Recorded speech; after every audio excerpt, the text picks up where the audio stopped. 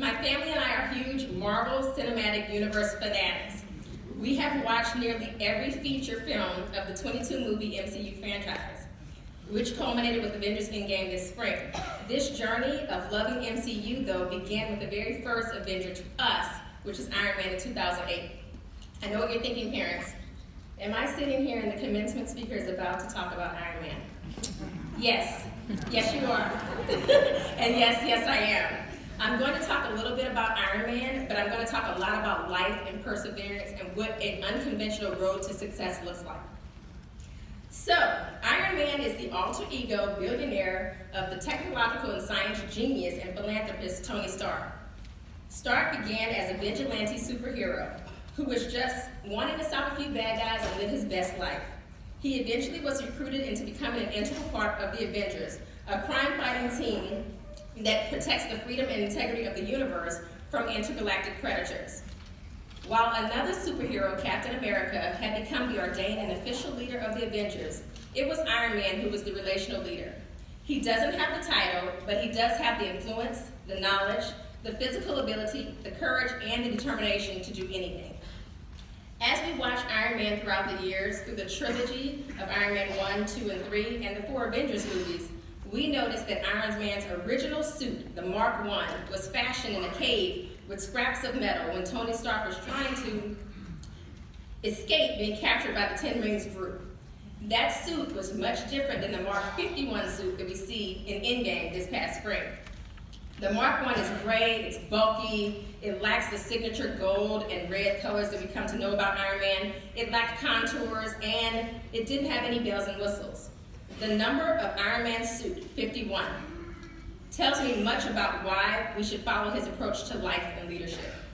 In the first Iron Man, Tony Stark went to near death when strap metal was being placed into his heart. He had to adapt by building an arc reactor to protect himself from this metal, which could be poisonous to his bloodstream, and building the Mark I suit to escape his captors.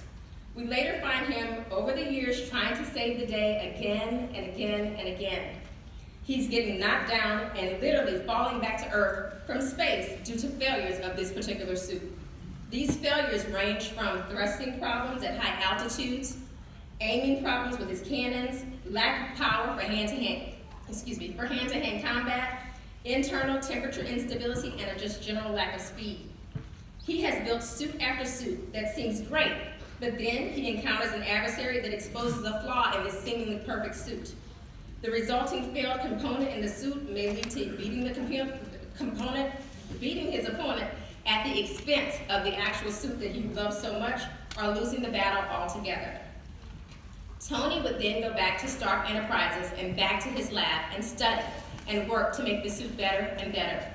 Adding shields, adding cannons, a GPS, a thrusting system, adding heaters, more armor, an artificial intelligence system like Jarvis and Friday to guide, to coach, to support him. Success, much like Tony's 51 Mark suits, is not a finite moment where you arrive, you sit on your throne, and the rest is greatness and happiness. But rather, success is setting goals over and over again and making daily steps to reach those goals. It is a series of putting forth your best effort and analyzing what worked well and what could have been even better if. When we spend these critical moments of self-assessment, we can figure how to keep going and keep doing things that work really, really well, and how to improve on areas where we need growth and development. Like Tony Stark, we're going to learn to adapt. The author John Maxwell, I love his books, made popular a phrase that is so meaningful to me when I think about Tony Stark. It's called failing forward. As we grow and develop as scholars and leaders, the world around us gets better from our failing forward. Failing forward gives us permission to use these moments, which appear to be defeat, time and time again, to regroup, to show up differently the next time. Failing forward teaches us resilience. I try to explain to my kids that resilience is kind of like a rubber band. It's how you return after you've been pulled and stretched to your limit.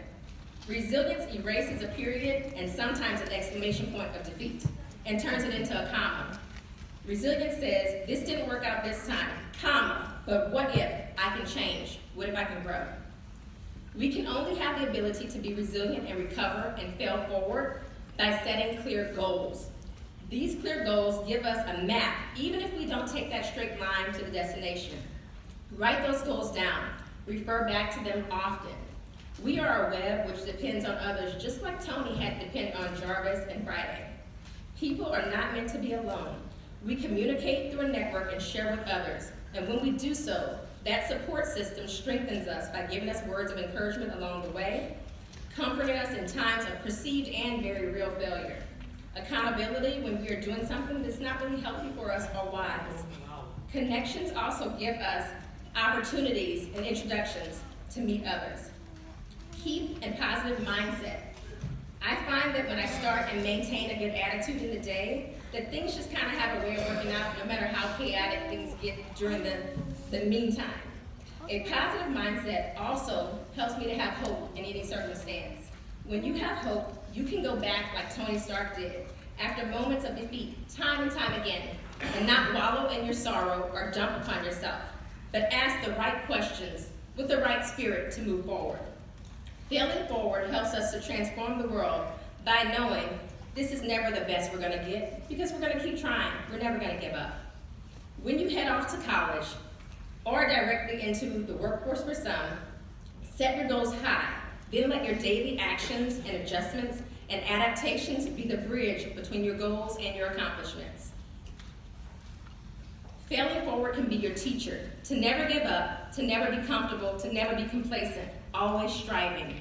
Graduates, Ahmed, Haley, Sydney, Miles, Aaron, Darwin, Catherine, Harris, Fatima, Justin C., Allison, Angelo, Clayton G., Scott, Anaya, Jamie, Clayton D., Nejla, Alan J., Aiden, Raina, Zanette, Lawrence, Jacob Keys, Madeline, Chase, Jacob Cram, Anthony, Donald, Tyler, Emma, Sequoia, Bryce, Abigail, Robbie, Halit, Celine, Justin S., Robert, Caitlin, Liam, Legacy, Alan T., Adam, Darrell, Elena, Charles, Ken, Andrew, Benjamin, Michael, Dominic, Lucretia, forgive me if I say this wrong, Nora Sheekin, and Ashley. Always look back at situations and ask, what did I miss? How could I have done that better? Always question and seek more knowledge. The world will be all the better for your questions. During your past 4 years in high school, you probably learned so many valuable things that have brought you where you are today. When you receive your diplomas this evening, continue to fan that flame of curiosity. Seek to learn more and more each day. You have already the excellent foundation from the board, from your faculty, from your leadership, from your friends. So keep going, graduates. Keep failing forward.